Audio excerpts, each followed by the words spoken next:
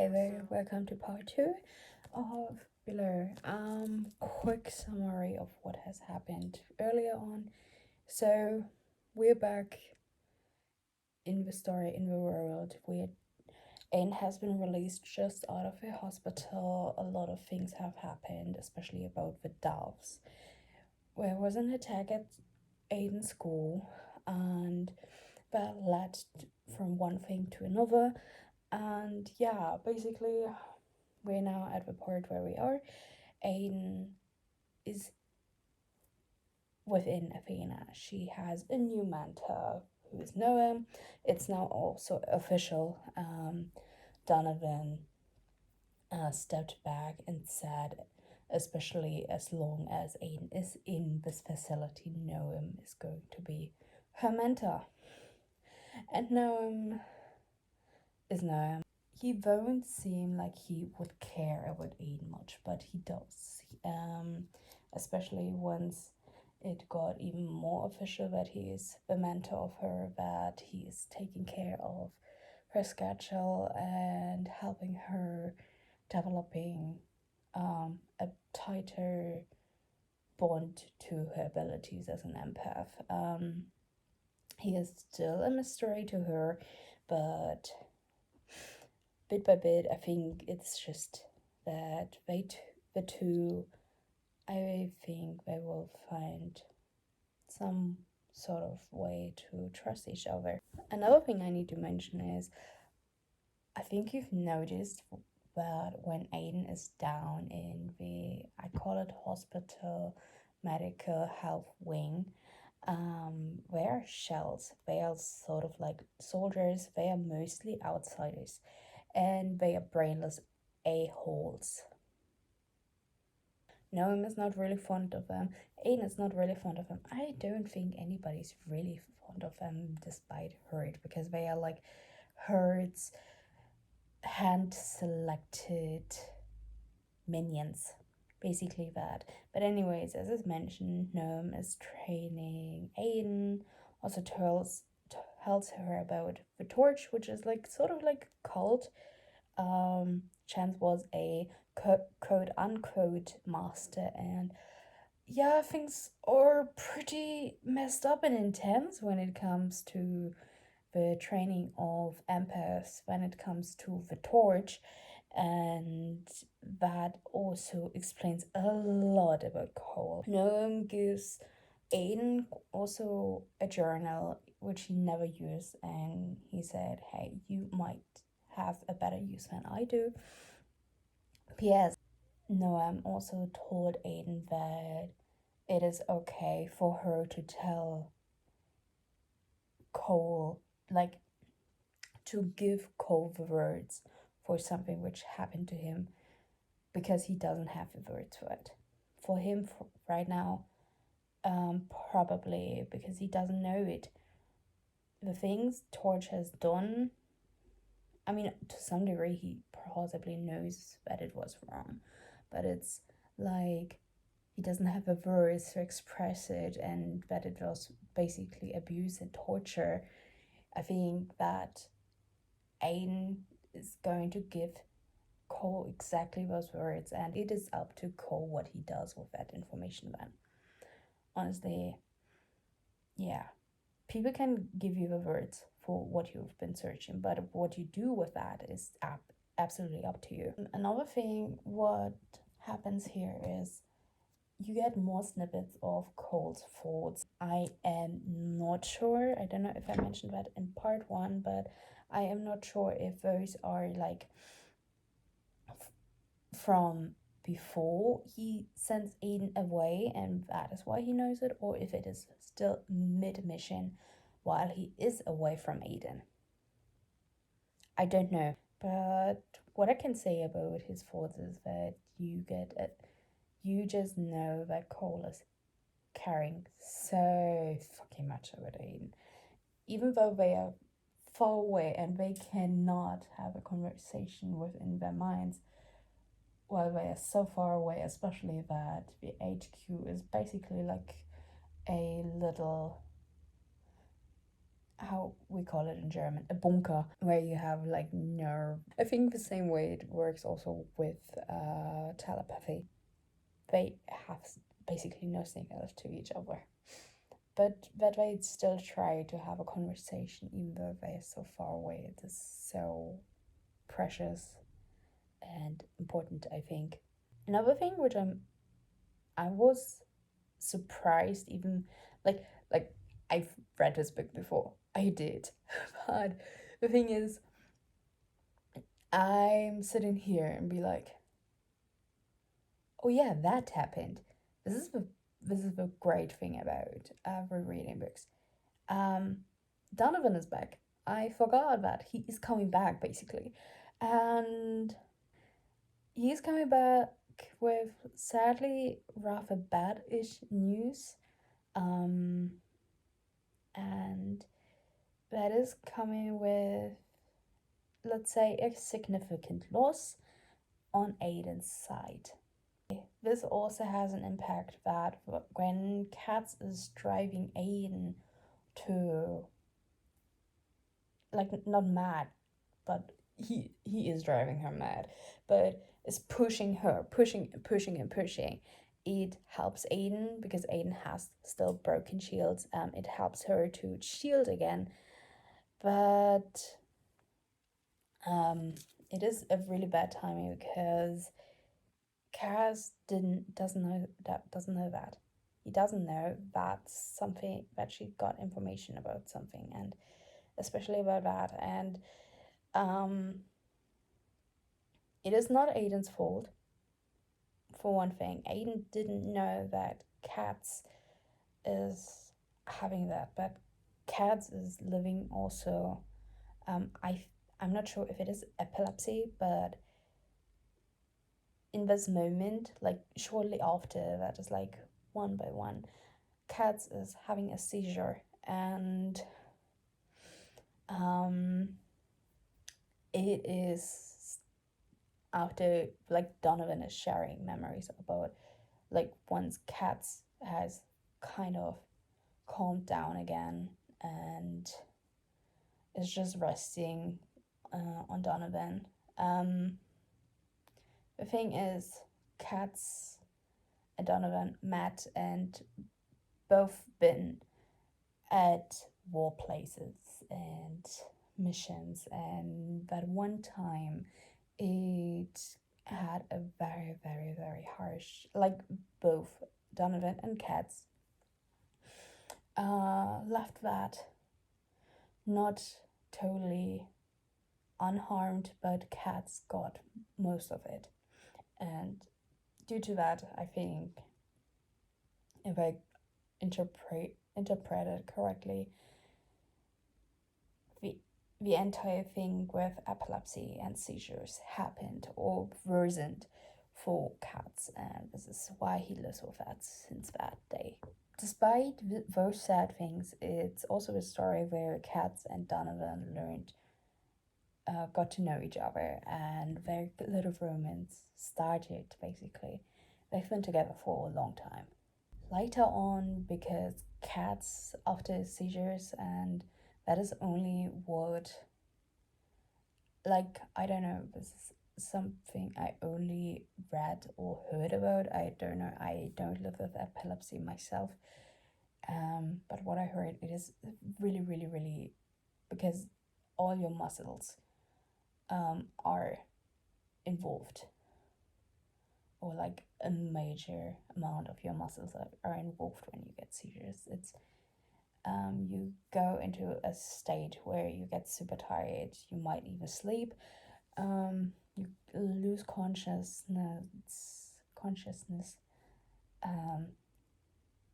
It does not mean that everyone experiences it like that.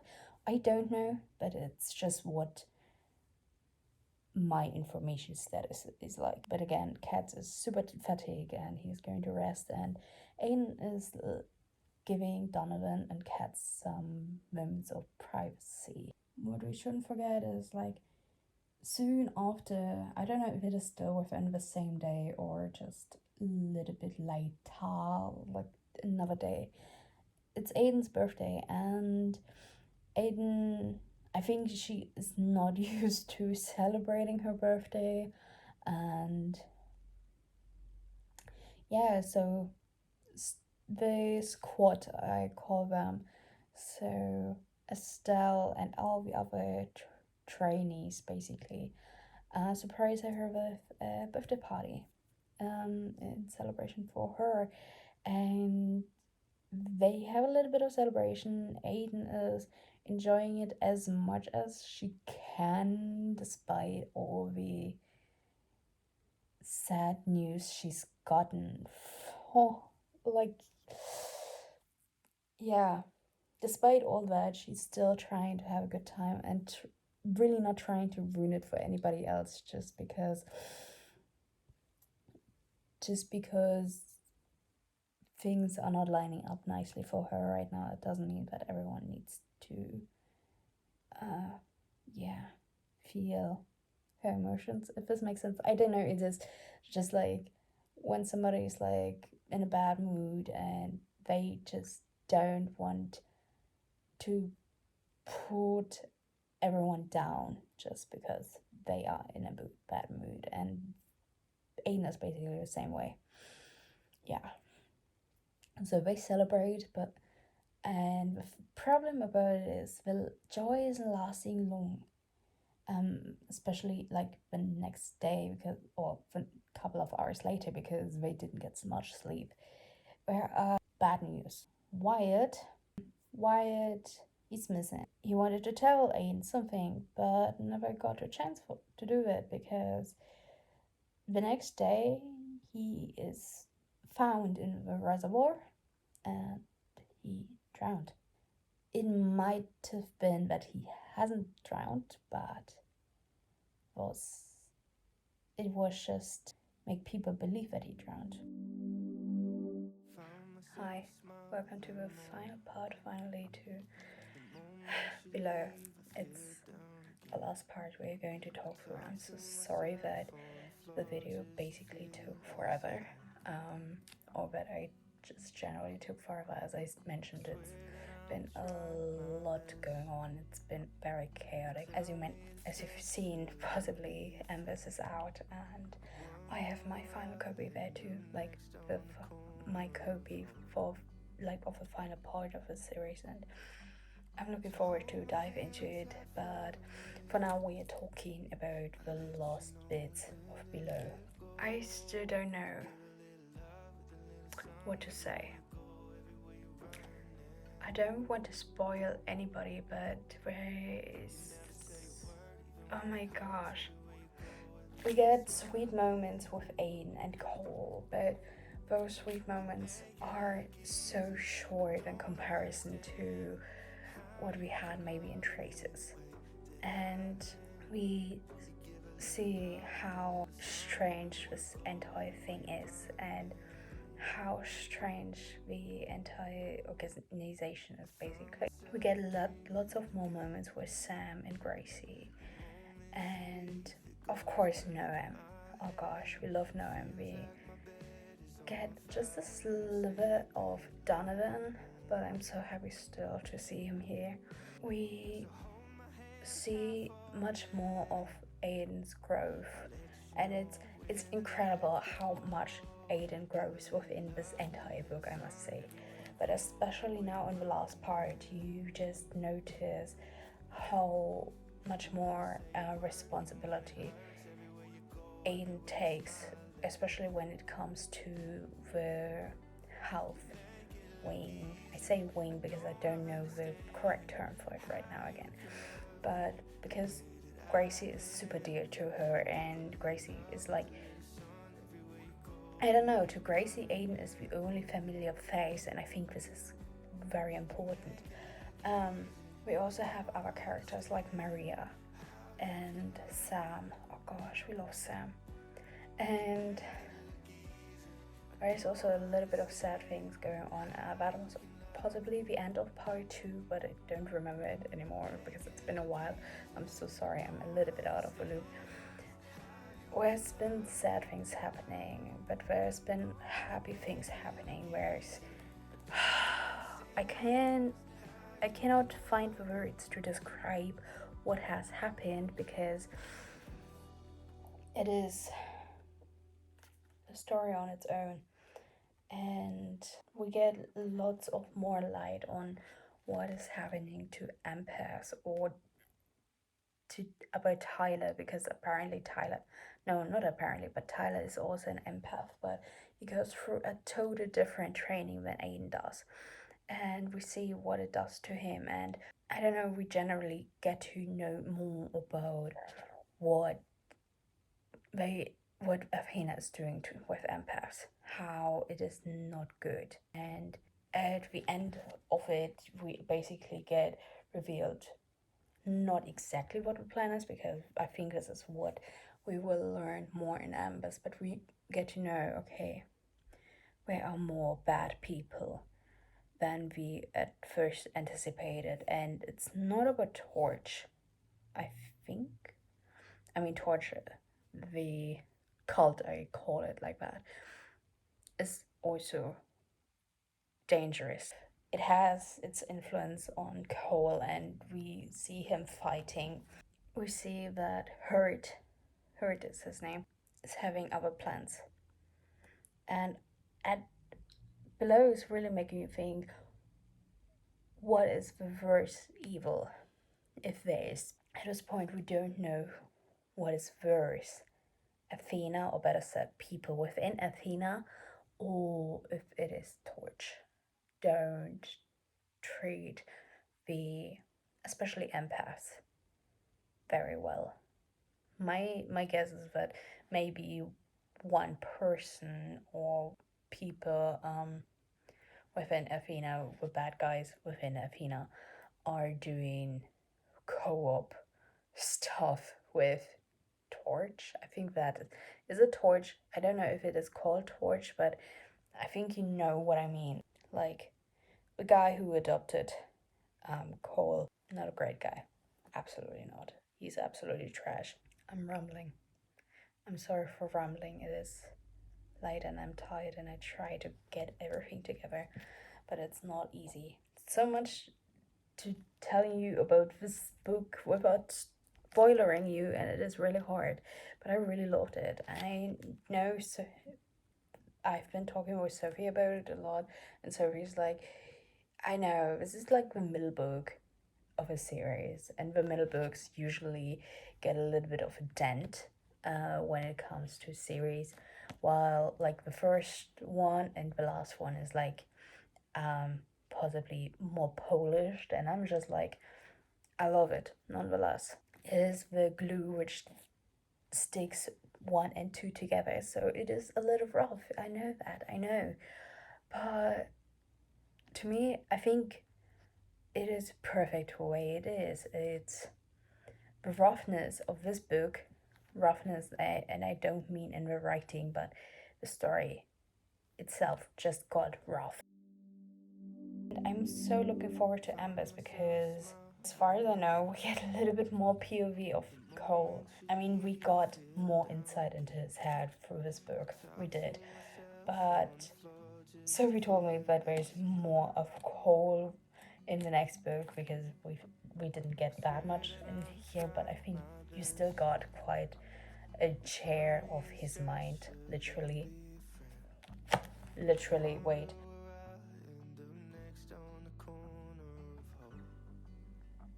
That is, I mean, like at the earlier parts, you still get it. You still get also at the end a little bit of insight on them. You get such a sweet moment between them, where they explore a little bit more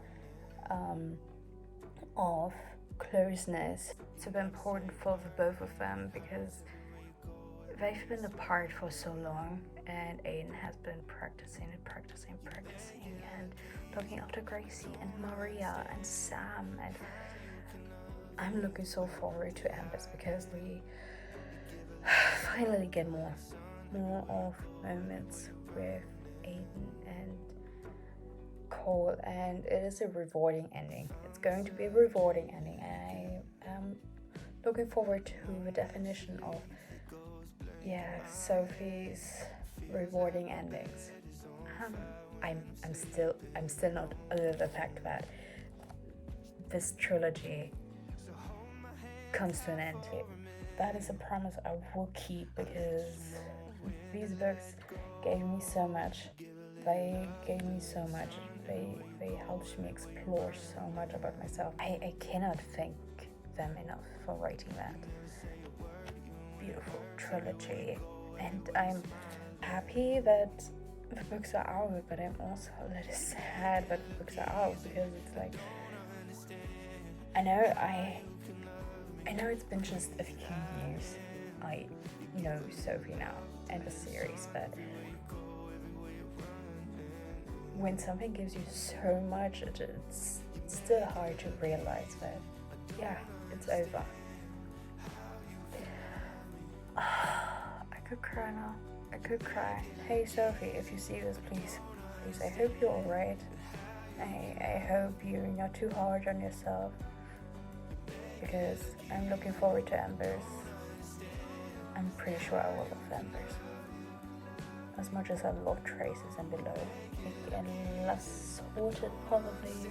It's more chaotic, but also very calm at the same time, because I am tired. I am really tired. I'm going to sleep soon, because I need sleep.